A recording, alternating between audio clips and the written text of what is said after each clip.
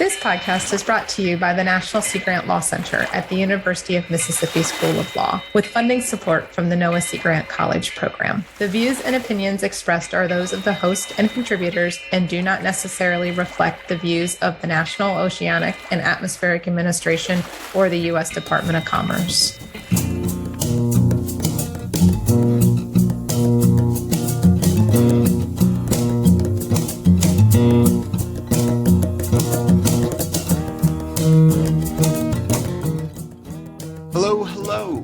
Welcome back to Season 2 of the National Sea Grant Law Center's Law on the Half Shell podcast. This is the 7th episode of the season, and I'm your host, Law Center Ocean and Coastal Law Fellow, Zachary Klein. This episode may feel more familiar to our audience than some from this season because, rather than looking into COVID's impact aboard vessels offshore or on its impact on broad sectors of the economy, Episode 7 deals with topics that are a little closer to home, like plastics, masks, and social distancing. For starters, we now know that the use of plastics, including non-recyclable single-use plastics, went up during the pandemic, and coastal areas can be particularly vulnerable to the impacts of plastics pollution. Plus, much as was and remains the case in the U.S.'s non-coastal regions, COVID significantly affected the ability of people in coastal areas to come together and stay within close distances for extended periods of time. This might not jump out as a big deal to many of our audience members, but this meant that certain environmentally helpful aspects of coastal culture in the United States, such as beach cleanups, were significantly impeded by the pandemic. And just as plastics use and waste started to climb, also affected were many of the beach or outdoors-based summer camps and other organized outdoor activities that are popular during the summer months. And all of these suddenly had to reinvent themselves while navigating the many risks that the pandemic posed for them. Law Center Senior Research Counsel Terra is taking the lead on our tour of these issues in this episode. Along the way, Terra's interviews with Jill Bartolotta of Ohio Sea Grant and Diane Burich, Director of Education for New Jersey Sea Grant, will shine some badly needed light on the legal drama that COVID created along the U.S.'s coasts on a day-to-day basis, as well as how our nation's coastal communities adapted to and overcame these historic challenges.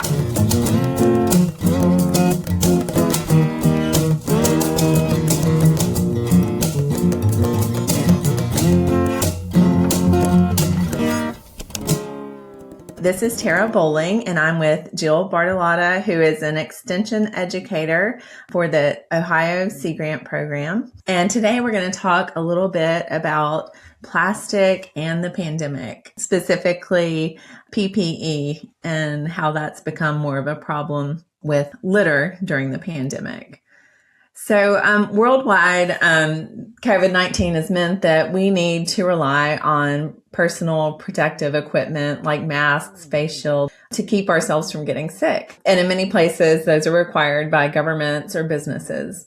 But as we have used those more and more, that's also led to the increased production and use of these masks that are sometimes discarded at our oceans and shorelines. You know, you see these paper masks on the ground, they seem like paper almost, but they're actually plastic. So I know it's hard. I mean, we look at some stuff, you know, and people think, oh, it looks like paper, so it must be made out of paper, but they're not. They're actually made out of plastic fibers.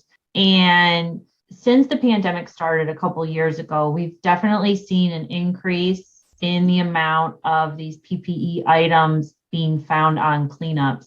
And also, I don't know if, you know, you've been going to the grocery store and I've seen gloves lying in parking lots. I've seen masks lying in parking lots, wipes, and wipes are also plastic fibers. That's why you can't flush them down a toilet because they don't degrade because they are made of plastic fibers. So we're definitely seeing these on beach cleanups. And the reason we're concerned is, so first of all, masks, you know, they have that loop that goes around your ear. Well, that creates a circle. And anything that's circular in the environment, an animal can get into it really easily, but it's hard for them to get out of it. So I don't know if you remember in grade school, you know, we were told to cut the 6-pack rings. Well, really, you should be cutting anything that's circular. So I've made the personal choice to use reusable masks that I can just wash every day. I feel comfortable using that. Some people don't, and I fully understand. But if you are using the disposable masks, you should, first of all, make sure they're properly disposed of in your garbage can, but also cut them because, yes, we don't intend for our trash to end up in the natural environment, but things happen. We see stuff fly off garbage cans, maybe an animal gets into your trash at night. And so just make sure you're cutting those masks before you dispose of them if you're using the single-use ones. And then it's not going to happen right now, but years and years down the road, as these plastic items, whether they're gloves, wipes, or masks, break down, they're going to become microplastics and microfibers. And those are the plastics that we're seeing animals ingesting. The fibers we're seeing entwined in all living organisms. We're finding them in human bodies. And the chemicals associated with plastic, they're cancer causing and they're endocrine disruptors. And the endocrine system is our hormones, and those control all the functions within living organisms' bodies. And so we aren't really sure yet how these microplastics can negatively affect humans and wildlife, but we do know the chemicals associated with them can be harmful. It's a problem now, but then they'll continue to create problems many, many years down the road. It's important to keep them out of the natural environment. Yeah, those are all great points, and really not something people are really thinking about when there's a pandemic. They're just thinking, oh, I've got to protect myself. Exactly. Yeah. So that's why I always encourage reusable if you feel comfortable doing that. And then if you do have to use single use, just making sure you're disposing of it properly and not just flinging it on the ground. Yeah. Well, okay. Well, speaking of disposing of the masks, from what I understand, they're not easily recyclable. A lot of local recycling programs don't take masks. Is that correct? That is correct. No PPE equipment, masks, gloves, face shields, anything like that. None of that is allowed in curbside recycling. And the reason is they're low value plastics, so they can't be made into anything else. And then there's also the contamination concern with biohazards and stuff like that. So when you have hospitals who are using a lot of this equipment, they're not able to recycle any of their medical equipment. It has to go to landfill, or a lot of medical waste is actually incinerated at the facility because of those biohazard concerns. Can you talk a little bit about what you've seen doing lake cleanups, the PPE there, and how you've handled that? Yeah, so these were items we never found on beach cleanups before because they were not, fortunately, getting into the waste stream from hospitals, because that's really the only place that this equipment was really being used before the pandemic. But now that it was freely being used, I found a lot of masks, and they are usually tangled up in stuff, because of the circular and the strings and stuff like that. We've find gloves, the disposable gloves, we find those pretty often now. And then we've seen just an increase in plastic packaging in general. So this is going to be carry-out containers, styrofoam containers, just because, there's been a 370% increase in the amount of PPE equipment made. There's been a 40% increase in the amount of plastic packaging being used because of the pandemic. And so when you have more of these items being used, the likelihood that they'll end up in the water is greater. And we see them on beach cleanups. We'll see them along the edges. And then I'm out on the lake a lot paddling, and I often see gloves and masks. Gloves float pretty well on the surface. The masks, they start kind of sinking a little bit. So that makes it harder to clean up as something starts sinking. And then when we do cleanups, like I said, safety is a big part of cleanups. We do safety talks with all our volunteers. We make sure we use reusable gloves that we wash after each use so that they're clean for the next use. If people aren't comfortable with that, we do offer disposable gloves. So everyone has gloves. And then, like I said, I give people scoops or the spaghetti or salad tongs, or we have, those long trash pickers that people can use as well, just if they are concerned about picking up any items. And then everything goes in a garbage bag, and it goes into a waste bin to go to landfill. So safety has always been important on beach cleanups. Now we just have a few more items that we talk to people about. So have you seen any local governments kind of doing outreach about PPE litter or trying to pass ordinances or anything like that? So I have seen more local nonprofits that do the cleanups because, like I said, this wasn't an item we were finding on cleanups. And then all of a sudden, we pretty much started seeing them everywhere. And so a lot of local nonprofits are doing outreach. They're doing social media posts, especially with the masks, and cutting masks so wildlife can't get entangled in them. They're also encouraging people to use reusables if they feel comfortable doing that. As far as local ordinances, from a regulatory standpoint, I haven't seen anyone talking about cleaning these items up or anything like that. At least in my area, we tend to go the opposite direction with environmental ordinances. We just passed a plastic bag preemption law. So we don't have any ordinances in at least the state of Ohio that are trying to reduce the amount of single-use plastics being used or ending up in the natural environment. Well, that's interesting. Yeah, Jill and I did a lot of work on plastic bag bans a couple years ago. And we found that a lot of states preempt these local ordinances that ban plastic bags. So it'll be interesting to see if anything similar happens with local governments trying to regulate the use of PPE or littering. Yeah. I mean, we're seeing, straws, styrofoam. I think PPE is, you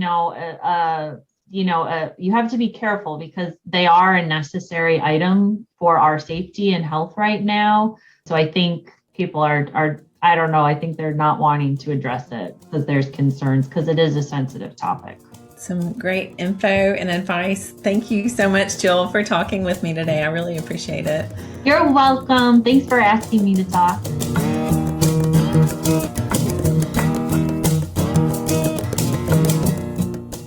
Hi, Diana. How are you doing?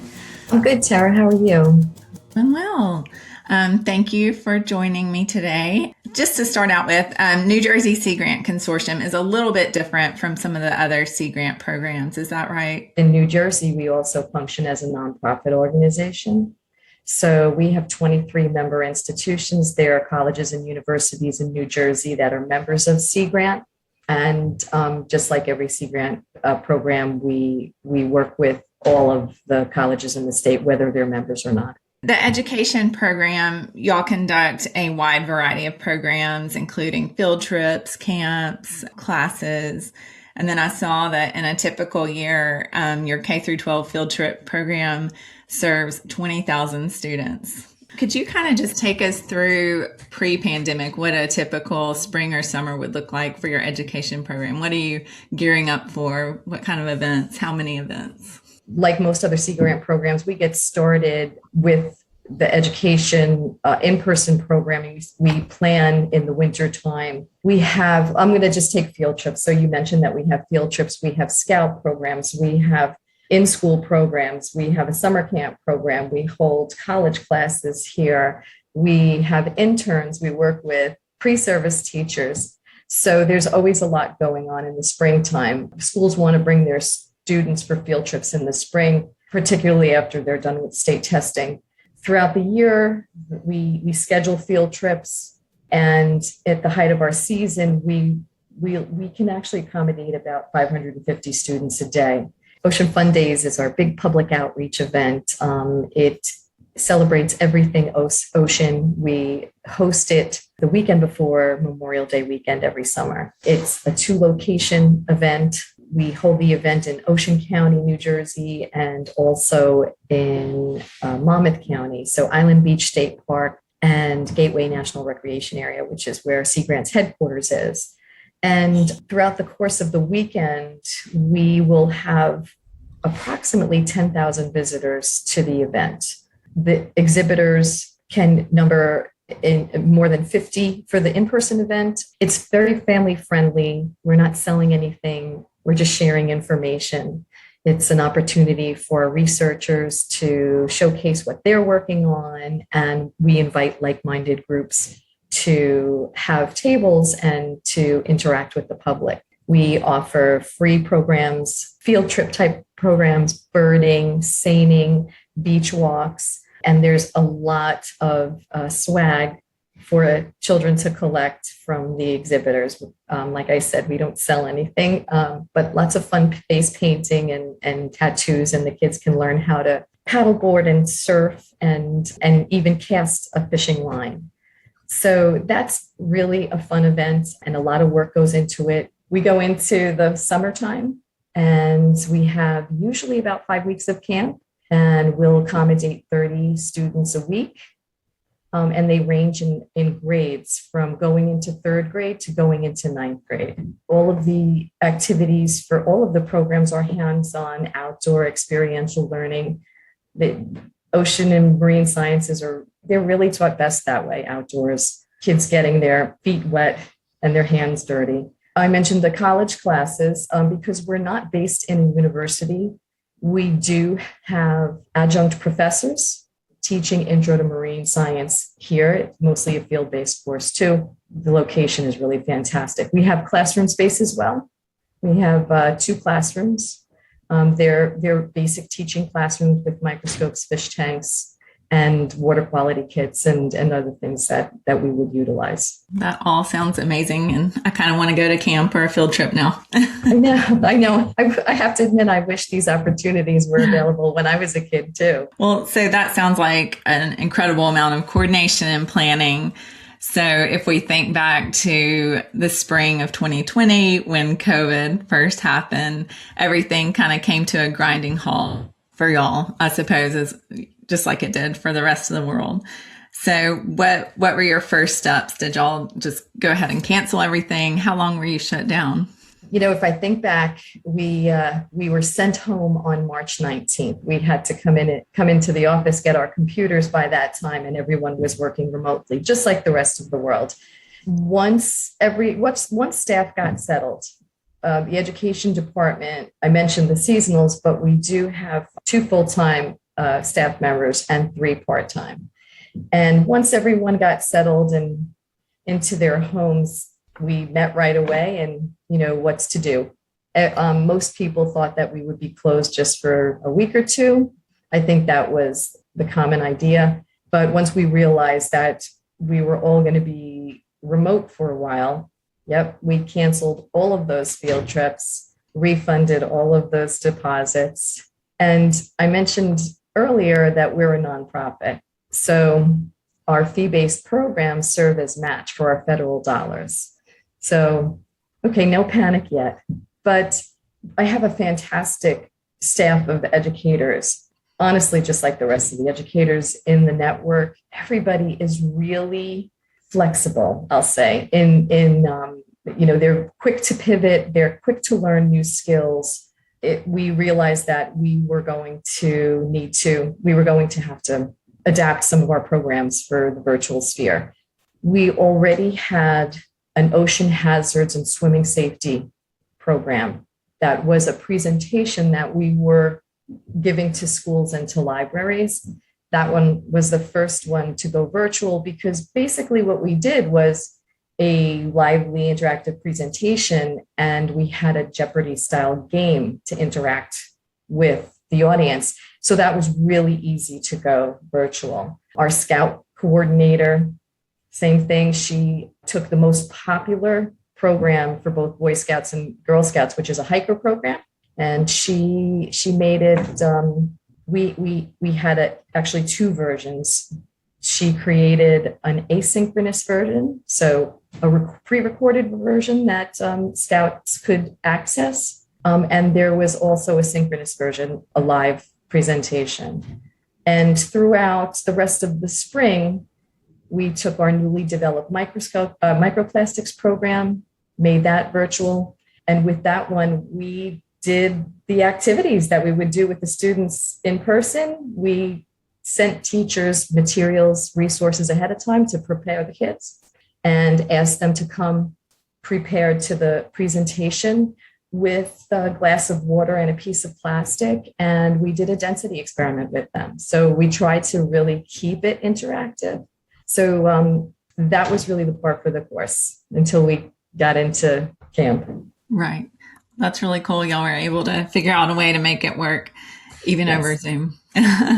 Did y'all have to figure out new technologies as you were moving through this? We definitely did. I almost want to say that it was a shock that we weren't coming to the office and we weren't, to our location, and we weren't getting into the programs right away, which is what we normally do. So with that quick pivot in trying to figure out how to make virtual learning interactive and effective, the staff did a lot of research on their own, lots of video watching on YouTube. I looked for webinars that we could utilize. And one of the things that I think that was really very important was keeping in touch with colleagues, whether through professional organizations or other Sea Grant educators. It was so important to see what other people were doing, how they were handling it. So there was a lot of information sharing amongst colleagues. Let's move on to when things started to open back up again and y'all wanted to move beyond the virtual sphere and think, okay, how can we safely reopen, or can we? What kind of guided your planning in deciding to reopen? So we're really big on needs assessments. I think they're very important for any type of program. You're working with your stakeholders. You're looking to see how you can be a resource for them. We sent needs assessments to educators that we work with and also to camp families. So we started with this past spring with our college course. Most of the students that take the Intro to Marine Bio course, they don't have marine science as a course, a field-based course in their school. So we were pretty concerned about how we were going to go about with equipment, with even like liability issues. Mm-hmm. So we did contact the Law Center a few times, actually, initially with the virtual programs, because we were concerned about the COPA compliance, which is the Children's Online Privacy Protection Rule. So we just wanted to make sure that we were safe with regard to utilizing another platform, a virtual platform, to interact with the students. But then when we were coming back to in-person, it was really important to make sure that our organization was protected from any liability. So we created a liability waiver, an illness waiver, and we utilized that for our college program and also for the camp program. We did a lot of research. We consulted the New Jersey Department of Health websites with regards to programs, school programs. We were really concerned about keeping people safe while they were utilizing equipment. So, for instance, in all of our field trip programs, all of the students have the opportunity to seine for species diversity, and we utilize waders.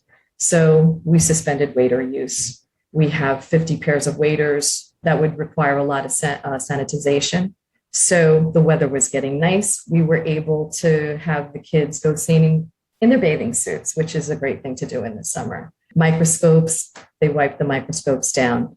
We purchased spray disinfecting apparatuses so that we can utilize them in the classroom, but we really minimized indoor activities and kept most of the activities outdoor. I do want to circle back to the New Jersey Sea Grant Consortium. When y'all switched to doing virtual, you had some concerns about information sharing. There are some federal laws, such as the Children's Online Privacy Protection Rule, that kind of say how children can participate online, what information can be shared. So what were your concerns with that? Of course, we wanted to be in compliance. The assumption is that the schools would be. They, of course, need to. But when it came to us being able to deliver programs through our Zoom account, we did need to make sure that the school could utilize our Zoom account, and many times they couldn't.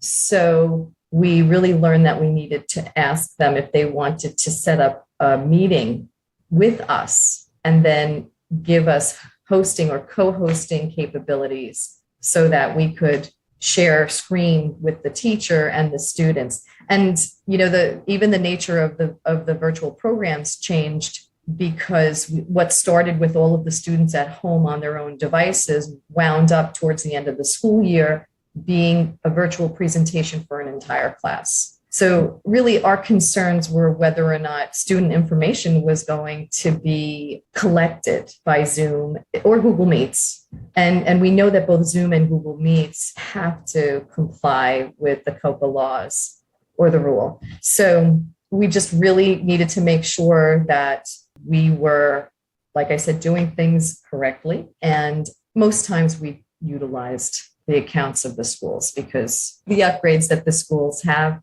those firewalls and sort of the school district websites too. So they have a different setup than we really do. And particularly because we're not located in a university, I would say that we have a little bit more technology-wise, we're a little bit more on the basic side. Yeah, thanks for addressing those. Those are things, we wouldn't have considered, pre-pandemic. Well, I think about the reasons why we reached out to you guys in the first place. And so there was the issue about being vaccinated also.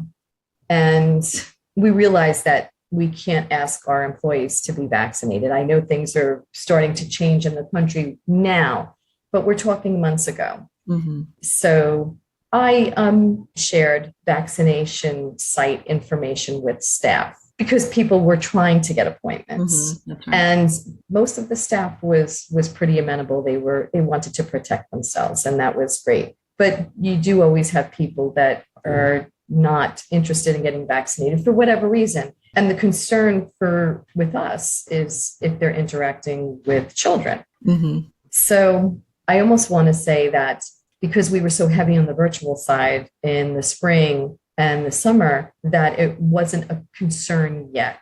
Mm-hmm. We here at New Jersey Sea Grant, we had the opportunity to opt out initially of wearing a mask in the building by providing a copy of our vaccine card. But with the emergence of the new variants, we've reverted back. We're also in a national park, so we do take guidance from the National Park Service. Sometimes I feel like we're under so many different umbrellas. Right. All right. So what are some of the takeaways from this experience? One of the things that I find most important is to know what your stakeholders want. And it's so important to keep up your networks, to keep the interaction with your stakeholders. Like I said earlier, we utilize needs assessments.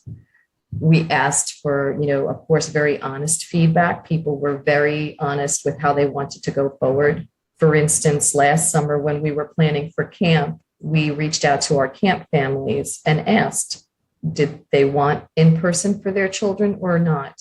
And 93% of them said, nope, they did not want to have in-person interaction. We did almost the same needs assessment to them this year. And we have a few hundred people on our contact list. And the response was overwhelmingly no virtual interaction. They wanted their children outside. So I think it's so important to not only know how to serve your stakeholders, but also not to waste resources.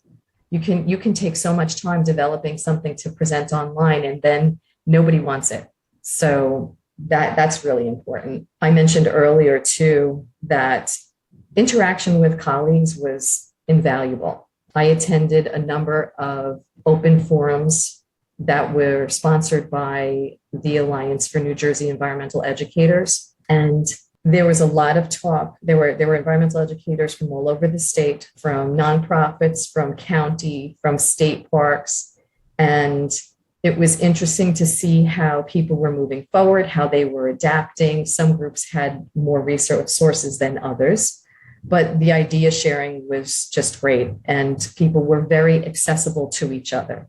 And with regards to meeting your stakeholders' needs, you have to try to accommodate them the best that you can. You might be limited in resources, or you might be limited in skills. So hopefully, if you have a great staff like I do, they're watching videos, or they're reading online articles, or they're attending webinars to make themselves better at their jobs. And it's important to be able to provide those opportunities for them too.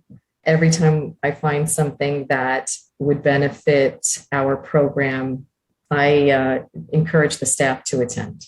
Another one with regard to employees, I was very concerned with staff some people might be struggling at home during this time or alone and feeling isolated. We continued to meet on a weekly basis. We Zoom met. I called people just really to give them the opportunity to let them know that Sea Grant or their management cared about them and what they were going through and were available. And if they needed anything. And, occasionally dropping off cookies didn't hurt either, right? I bet people were dropping off bread at their neighbors like crazy. And luckily, very soon after the lockdown, funding opportunities became available. So I felt like at one point it was so overwhelming to look in your inbox and see the opportunities that came along. And I absolutely was grateful for that because it was able to supplement either technology or projects. So I think that was helpful as well. I think open communication is really key, whether it's with your staff or your stakeholders. Thank you so much, Diana, for talking with me today. I really appreciate it. Thanks for the opportunity. It was a pleasure discussing this.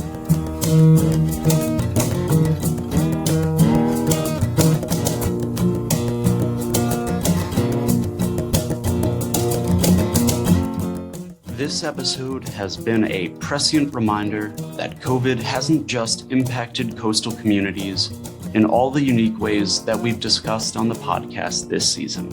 In addition to the radically disruptive impacts coastal communities are dealing with to the cruise industry, to the seafood industry, and to fisheries, among others, that coastal communities must still deal with the fallout of how COVID has disrupted everything around the cruises, seafood, and fisheries too. And the cruel irony of beach cleanups needing to be canceled while more plastic entered circulation and largely ended up being improperly discarded is not lost on us either. Yet, there are clearly some glimmers of hope on the horizon. The Law Center's immense thanks to our guests on today's episode, and thanks to all of you for tuning in to yet another episode of the Law on the Half Shell podcast. Until next week, everyone.